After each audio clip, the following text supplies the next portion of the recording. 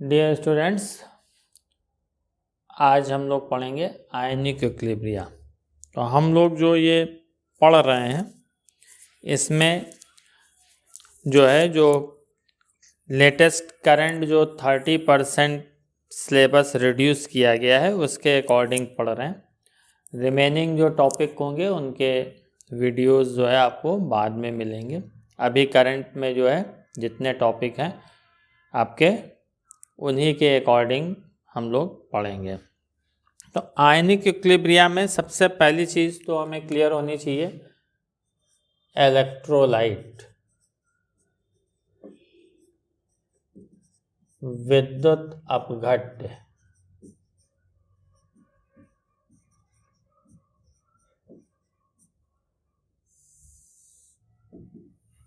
Electrolyte क्या होते हैं? तो electrolytes are those substances which conduct electricity in fused state, that is molten state, and in aqueous solution are called electrolyte। यानी ऐसे पदार्थ जो गलित अवस्था में और विलयन की अवस्था में जो विद्युत का चालन करते हैं विद्युत अपघट्य कहलाते हैं। और जब इनमें इलेक्ट्रिसिटी पास की जाती है तो इनमें एक केमिकल रिएक्शन होता है, ये आप लोग जानते हैं। जब ये इलेक्ट्रोलाइट को हम किसी भी इलेक्ट्रोलाइट को, मान लीजिए कोई एक इलेक्ट्रोलाइट है AB, इसको जो है हम वाटर में डिसॉल्व करते हैं, एक्वस सॉल्यूशन इसका बनाते हैं, तो ये जो है कैटायन और एनायन, धन आयन और ऋण आयन में टूट जाएगा। तो यही जो है प्रोसेस जो होता है, जो कैटायन और एनायन में ब्रेक होने का, इसी के कारण इलेक्ट्रिसिटी कंडक्ट होती है, विद्युत धारा प्रवाहित होती है। यही जो है सब्सटेंस जो होगा ये आपका इलेक्ट्रोलाइट कहलाएगा। तो बहुत सारे ऐसे सब्सटेंस हैं, NaCl, KCl, सोडियम सल्फेट, बहुत सारे ऐसे सब्सटेंस हैं, H2SO4, HCl, NaOH, तो ये सब सब्सटेंस हैं। तो इसमें जब इलेक्ट्रिसिटी पास करेंगे तो एक केमिकल रिएक्शन होगी, ये आप जानते हैं। अगर इलेक्ट्रोड लगा के पास किया जाए तो कैटायन, धन आयन क्या होगा, कैथोड की ओर मूव करेंगे, और एनायन, ऋण आयन, एनोड की ओर मूव करेंगे, और एक केमिकल रिएक्शन होगी या केमिकल चेंज इसमें आएगा। अब इसके बाद नॉन इलेक्ट्रोलाइट, इलेक्ट्रोलाइट जानेंगे तो नॉन इलेक्ट्रोलाइट को आप आसानी से बता देंगे, विद्युत अनअपघट्य, इसका जस्ट रिवर्स, यानी ऐसे substance which do not conduct electricity in fuse state as well as in aqueous solution are called non-electrolyte। ऐसे पदार्थ जो गलित अवस्था अथवा जल में घुलित अवस्था में विद्युत का चालन नहीं करते हैं, विद्युत अनअपघट्य कहलाते हैं। यानी ऐसे सब्सटेंस को अगर हम डिसॉल्व करेंगे तो ये कैटायन और एनायन में ब्रेक नहीं होंगे। ऐसे पदार्थों को अगर हम वाटर में डिसॉल्व करेंगे तो ये धन आयन और ऋण आयन में नहीं टूटेंगे। इसके एग्जाम्पल हैं जैसे यूरिया, शुगर, ग्लूकोज, बहुत सारे ऐसे सब्सटेंस हैं जो डिसोसिएट या आयोनाइज नहीं होते एक्वस सॉल्यूशन में। अब इसमें जो इलेक्ट्रोलाइट है इसका वर्गीकरण, क्लासिफिकेशन ऑफ इलेक्ट्रोलाइट,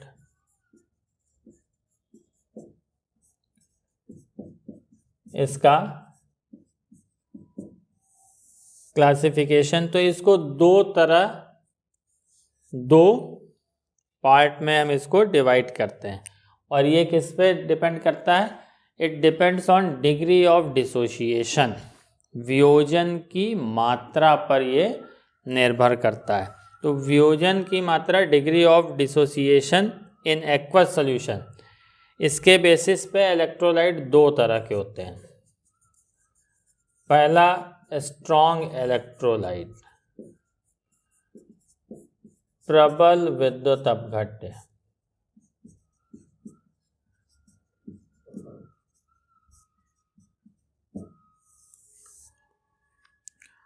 तो substances which dissociate almost completely into ions in aqueous solution are known as strong electrolyte. Since they completely dissociate, therefore they are good conductor of electricity in aqueous solution. ऐसे पदार्थ जिनका पूर्ण वियोजन हो जाता है, लगभग पूर्ण वियोजित हो जाते हैं जलीय विलयन में, जिनका पूर्ण वियोजन हो जाता है, प्रबल विद्युत अपघट्य कहलाते हैं। और चूंकि ये कंप्लीटली डिसोसिएट हो जाते हैं, इसलिए ये विद्युत के अच्छे चालक होते हैं। जलीय माध्यम में, जलीय विलयन में ये अच्छे चालक होते हैं।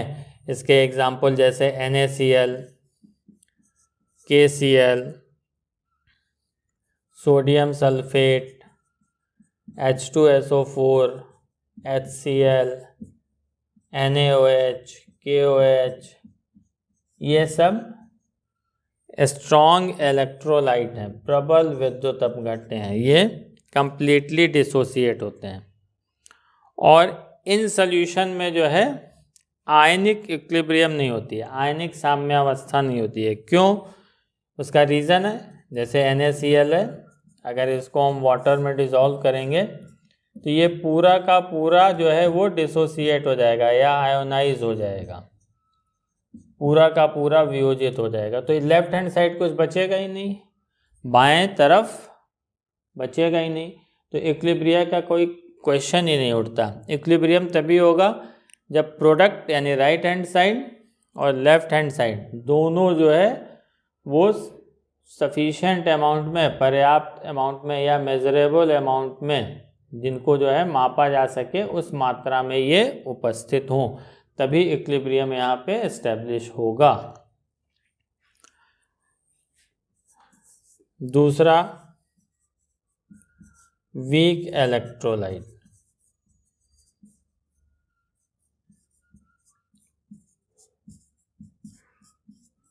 दुर्बल विद्युत अपघट्य।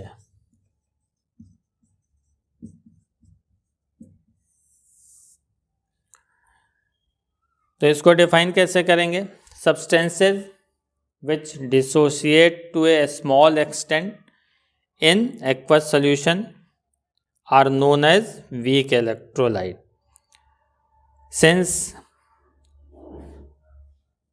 dissociation of these substances is small, therefore they will conduct electricity to a small extent. ऐसे पदार्थ जो जल में कम मात्रा में या अल्प मात्रा में वियोजित होते हैं, दुर्बल विद्युत अपघट्य कहलाते हैं। क्योंकि ये कम मात्रा में वियोजित होते हैं, इसलिए ऐसे पदार्थों के विलयनों की विद्युत चालकता भी कम होती है। और इसके एग्जाम्पल जैसे ammonium hydroxide, acetic acid, formic acid, इसके अलावा जितने भी आपके एमीन होंगे, खासतौर पे प्राइमरी एमीन, ये सब जो है वीक इलेक्ट्रोलाइट होते हैं। तो इनके बीच जो है इक्विलिब्रियम एस्टेब्लिश करता है, इनके मध्य जो है साम्यावस्था जो है वो एग्जिस्ट करती है, साम्यावस्था उपस्थित होती है। जैसे एसिटिक एसिड, इसको हम वाटर में डिसॉल्व करें तो ये एसीटेट आयन और H3O plus ion, hydronium ion इसको कहते हैं, H प्लस भी लिखते हैं इसको, ये मिलेगा। क्योंकि ये जो है पूरा का पूरा जो है डिसोसिएट नहीं होता, तो ये एसिटिक एसिड की अमाउंट भी बची रहेगी और ये भी प्रेजेंट होगा। जब दोनों साइड जो है प्रेजेंट होंगे तो एक कांस्टेंट टेम्परेचर पर इनके बीच जो है वो एक इक्विलिब्रियम साम्य अवस्था स्थापित हो जाएगी। तो यही क्या कहलाता है? आयनिक इक्विलिब्रिया। तो आयनिक इक्विलिब्रिया क्या है? Equilibrium which involves ion and unionized molecule is called ionic equilibria। यानी वह साम्य जिसमें आयन और अनआयनित मॉलिक्यूल, अनआयनित अणु दोनों उपस्थित होते हैं साम्यावस्था में, आयनिक साम्यावस्था कहलाती है। तो ये डिपेंड करता है कि ये स्ट्रॉन्ग है या वीक, किस पर? जो आपका सब्सटेंस है यानी इलेक्ट्रोलाइट है, इसके वियोजन की मात्रा पर, डिग्री ऑफ डिसोसिएशन। तो डिग्री ऑफ डिसोसिएशन क्या होता है? वियोजन की मात्रा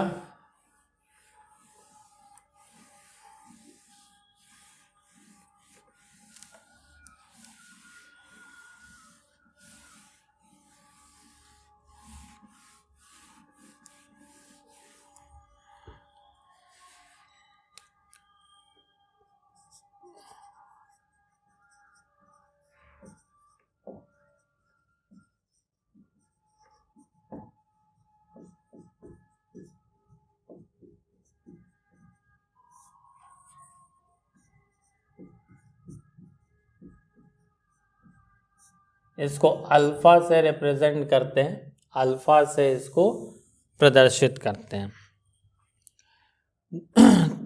तो इसको डिफाइन कैसे करते हैं? The fraction of total number of molecules dissociated into ions is called degree of dissociation. यानी अणुओं का वह अंश जो वियोजित होता है, वियोजन की मात्रा कहलाता है। तो अल्फा, इसको हम कैसे लिख सकते हैं? Number of moles dissociated divided by total number of moles taken।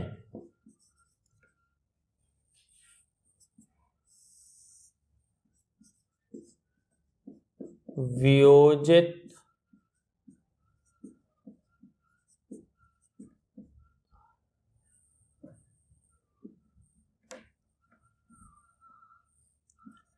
मोलों की संख्या बटा कुल मोलों की संख्या। ये कुल मोलों की संख्या कितनी होगी? जो आपने लिया है वियोजन या आयनन से पूर्व, जितने आपने लिया था। तो इसमें मोल या अणु भी लिख सकते हैं, टोटल नंबर ऑफ मॉलिक्यूल कितने लिए गए इसको भी लिखा जा सकता है। तो जैसे मान लीजिए अमोनियम हाइड्रोक्साइड लिया गया, वीक इलेक्ट्रोलाइट है, कहा जाए कि इसके जो है हमने 10 मोल लिए और इसमें से 4 मोल जो है वियोजित होते हैं, 4 मोल जो है वो डिसोसिएट होते हैं। तो इसके जो डिग्री ऑफ डिसोसिएशन होगा अल्फा, ये 4/10, 4 डिसोसिएट हुए, कुल आपने लिए कितने थे? 10। और हमेशा ध्यान रखिएगा डिग्री ऑफ डिसोसिएशन परसेंट में लिखा जाता है, प्रतिशत में व्यक्त किया जाता है। तो ये 40%। अगर इसके 4 मोल जो है डिसोसिएट होते हैं तो वियोजन की मात्रा जो है डिग्री ऑफ डिसोसिएशन 40% हो जाएगा।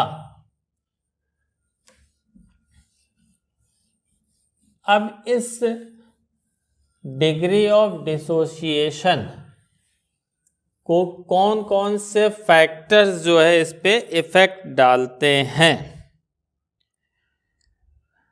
इस पे जो है कौन कौन से फैक्टर्स जो है वो इफेक्ट डालते हैं। तो factors affecting degree of dissociation.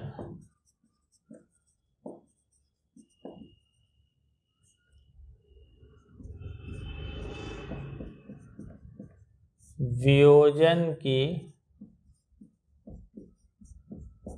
मात्रा को प्रभावित करने वाले कारक। तो इसको ध्यान से समझ लीजिए, कभी कदार पूछ लिया जाता है। पहला तो नेचर ऑफ इलेक्ट्रोलाइट।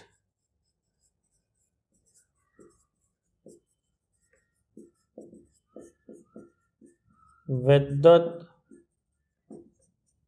अपघट्य की प्रकृति।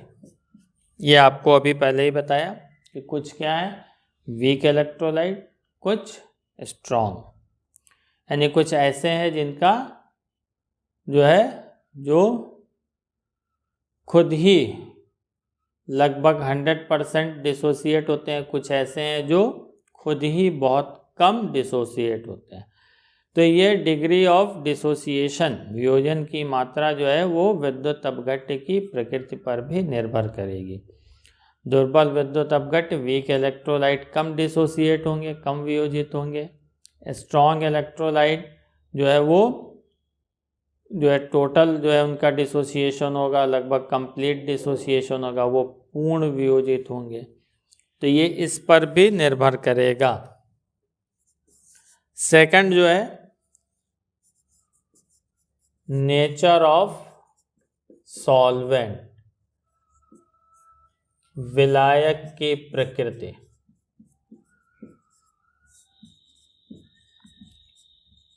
इस पर भी डिपेंड करता है।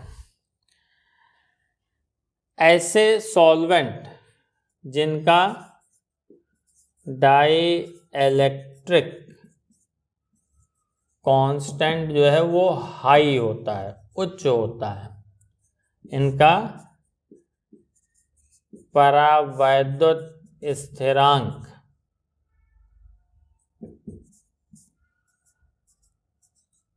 उच्च होता है, ये जो है स्ट्रांगली आयोनाइजर होते हैं, ये प्रबल आयनीकारक या प्रबल वियोजनकारी होते हैं।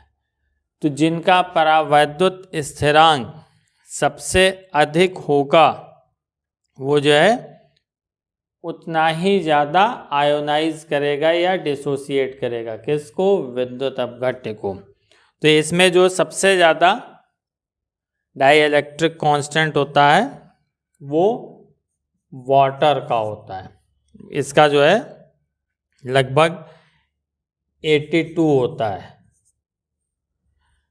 इसके बाद अल्कोहल वगैरह आते हैं, अल्कोहल का कम होता है, लगभग मेथिल अल्कोहल का 33 के करीब, इसी तरह से एथिल का लगभग 25 के करीब होता है डाई इलेक्ट्रिक कांस्टेंट। तो ये जो है होते हैं ये प्रबल आयनीकारक, स्ट्रॉन्ग आयोनाइजर होते हैं, ये आसानी से आयोनाइज कर देते हैं। और वाटर कैसा है, पोलर सॉल्वेंट, ध्रुवीय विलायक, इसमें ध्रुवता होती है, पोलरिटी होती है, ठीक है, इसका डाइपोल मोमेंट द्विध्रुव आघूर्ण है। तो अगर पोलर सॉल्वेंट है तो वो स्ट्रांगली आयोनाइज करेगा, किसको, इलेक्ट्रोलाइट को। अगर ध्रुवीय विलायक है तो वो प्रबलता से आयनित करेगा विद्युत अपघट्य को। तो ऐसे सब्सटेंस, ऐसे सॉल्वेंट जो पोलर हो और जिनका डाई इलेक्ट्रिक कांस्टेंट हाई हो, वो स्ट्रांगली आयोनाइज करेंगे, किसको, इलेक्ट्रोलाइट को। तो ये सॉल्वेंट के नेचर पर भी डिपेंड करेगा। तीसरा फैक्टर है डाइल्यूशन या कंसंट्रेशन, तनुता या सांद्रण। अगर हम किसी इलेक्ट्रोलाइट के सॉल्यूशन को डाइल्यूट करते जाएं तो उसका डिसोसिएशन बढ़ता जाता है।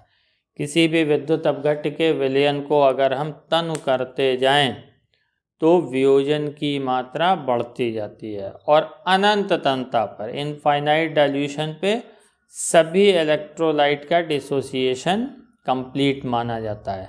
सभी विद्युत अपघट्यों का वियोजन जो है अनंत तनुता पर पूर्ण माना जाता है।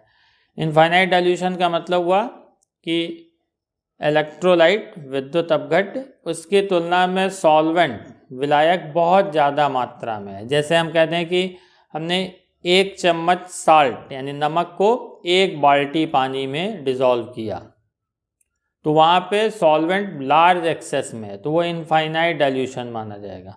अब वही अगर हम 1 चम्मच नमक को कहते हैं कि हमने जो है 20 ml वाटर में किया, तो वो लेस अमाउंट है।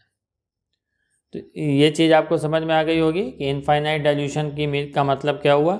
यानी सॉल्यूट के कंपैरिजन में सॉल्वेंट लार्ज एक्सेस में हो, विलेय की तुलना में विलायक बहुत अधिक मात्रा में हो, तो वो अनंत तनुता इनफाइनाइट डाइल्यूशन कहलाएगा। तो अनंत तनुता पर सभी का जो है डिसोसिएशन कंप्लीट हो जाता है। जैसे जैसे हम इलेक्ट्रोलाइट के सॉल्यूशन को डाइल्यूट करेंगे, डिसोसिएशन वियोजन बढ़ेगा। इसका अपोजिट यहाँ पे, इसी को कंसंट्रेशन के टर्म में कह सकते हैं। हम डाइल्यूट कर रहे हैं यानी कंसंट्रेशन, सांद्रण घटा रहे हैं। ठीक, ध्यान रखिएगा, डाइल्यूट करने पे कंसंट्रेशन डिक्रीज करती है। सी जो होता है वो रेसिप्रोकल होता है, व्युत्क्रमानुपाती होता है वी के। सी यानी कंसंट्रेशन, सांद्रता। तो सांद्रता या कंसंट्रेशन डिक्रीज करने पे डिसोसिएशन बढ़ेगा या डाइल्यूशन बढ़ाने पर बढ़ेगा, तनुता बढ़ाने पे बढ़ेगा। और इसका उल्टा, डाइल्यूशन कम करेंगे, कंसंट्रेशन इंक्रीज करेंगे, डिसोसिएशन डिक्रीज करेगा, घटेगा। चौथा फैक्टर है इसमें टेम्परेचर, ताप। तो डिसोसिएशन जो होता है वो एंडोथर्मिक प्रोसेस है, वियोजन जो है ऊष्माशोषी प्रक्रम है। तो ऐसे में जो है अगर हम टेम्परेचर बढ़ाएंगे, ताप बढ़ाएंगे, तो डिसोसिएशन बढ़ेगा, यानी वियोजन अधिक होगा, वियोजन की मात्रा बढ़ेगी। यानी degree of dissociation temperature increase करने पर इंक्रीज करता है, वियोजन की मात्रा ताप बढ़ाने पर बढ़ती है। पांचवा जो है लास्ट फैक्टर है प्रेजेंस ऑफ कॉमन आयन।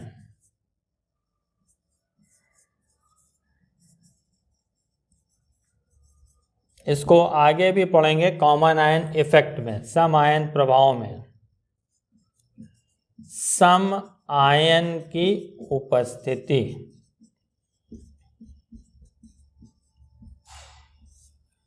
तो कॉमन आयन की प्रेजेंस में वीक इलेक्ट्रोलाइट का डिसोसिएशन डिक्रीज कर जाता है। सम आयन की उपस्थिति में दुर्बल विद्युत अपघट्य का वियोजन घट जाता है। अब कॉमन आयन कैसे देखेंगे, जैसे एसिटिक एसिड है, एक्वस सॉल्यूशन, तो इसमें जो है एसीटेट की प्रेजेंस में, एसीटेट आयन, तो ये एसीटेट आयन कॉमन आयन होगा। एसिटिक एसिड है तो ये क्या देगा, एक्वस सॉल्यूशन में एसीटेट आयन और H+ या H3O+, तो ये एसीटेट आयन, दोनों आयन क्या है, आइडेंटिकल, तो यही कॉमन आयन। यानी एसीटेट आयन की प्रेजेंस में एसिटिक एसिड का डिसोसिएशन डिक्रीज कर जाएगा। तो ये कहाँ से मिलेगा आपको? सोडियम एसीटेट से। तो इसी को हम कह सकते हैं सोडियम एसीटेट की प्रेजेंस में, इसकी उपस्थिति में एसिटिक एसिड का डिसोसिएशन डिक्रीज कर जाता है। इसी तरह से ये स्ट्रॉन्ग इलेक्ट्रोलाइट है, प्रबल विद्युत अपघट्य है। इसी तरह से अमोनियम क्लोराइड NH4Cl, इसके प्रेजेंस में जो वीक इलेक्ट्रोलाइट है NH4OH, ये वीक इलेक्ट्रोलाइट है। We का मतलब वीक इलेक्ट्रोलाइट, दुर्बल विद्युत अपघट्य। ये हमारा स्ट्रॉन्ग इलेक्ट्रोलाइट है, प्रबल विद्युत अपघट्य। तो इस NH4Cl की प्रेजेंस में NH4OH का डिसोसिएशन डिक्रीज कर जाएगा। ठीक, ये इन दोनों में कॉमन आयन क्या हो गए? NH4+, ये कॉमन आयन हुआ। तो कॉमन आयन की प्रेजेंस में वीक इलेक्ट्रोलाइट का डिसोसिएशन डिक्रीज कर जाता है। यही कहलाता है कॉमन आयन इफेक्ट। उसका रीज़न भी आप समझ सकते हैं यहाँ पे। कैसे? एक एग्जांपल से आपको बता दे रहे हैं, हालांकि इसको आगे भी बताएंगे, लेकिन यहीं पे जान लीजिए थोड़ा सा, तो आगे और अच्छे से समझ में आएगा। जैसे सोडियम एसीटेट है, ये स्ट्रॉन्ग इलेक्ट्रोलाइट है, तो इसका कंप्लीट डिसोसिएशन होगा, इसका पूर्ण वियोजन होगा। एसिटिक एसिड, ये वीक इलेक्ट्रोलाइट है, तो एक्वस सॉल्यूशन में जो है इसमें इक्विलिब्रियम होगा। तो अब यहां से अगर हम इसके लिए के इक्विलिब्रियम कांस्टेंट की वैल्यू लिखें तो ये क्या आएगी? एसीटेट आयन का एक्टिव मास इनटू H+, इसके H3O+ भी लिख सकते हैं, डिवाइडेड बाई एसिटिक एसिड का एक्टिव मास। अब यहाँ देखिए के जो है एक पर्टिकुलर टेम्परेचर पर, एक निश्चित ताप पर ये कांस्टेंट होगा। तो जब आप इसके प्रेजेंस में घोलेंगे, ये क्या है? स्ट्रॉन्ग इलेक्ट्रोलाइट, ये कंप्लीट डिसोसिएशन होगा, ये पूर्ण वियोजित होगा। तो यहाँ से एसीटेट आयन की कंसंट्रेशन क्या होगी? इंक्रीज कर जाएगी, ये इंक्रीज कर जाएगा इसके प्रेजेंस में। तो जब ये बढ़ जाएगा तो के क्या है? कांस्टेंट, तो ये भी वैल्यू बढ़ेगी। अगर इसकी वैल्यू हम बढ़ाएंगे एसीटेट आयन की कंसंट्रेशन, तो के की वैल्यू बढ़ेगी, लेकिन के क्या है? कांस्टेंट। तो इसको कांस्टेंट रखने के लिए क्या होगा? इसकी वैल्यू यानी एसिटिक एसिड की कंसंट्रेशन भी इंक्रीज करेगी। तो एसिटिक एसिड की कंसंट्रेशन कब इंक्रीज करेगी? एसिटिक अम्ल की सांद्रता कब बढ़ेगी? जब ये इक्विलिब्रियम लेफ्ट साइड आएगा, यानी साम्य अवस्था पश्च दिशा की ओर होगी, यानी इसका डिसोसिएशन, इसका वियोजन घट जाएगा। यही इसका एक्सप्लेनेशन है। इतनी चीज समझ में आई होगी। Thanks for watching this video.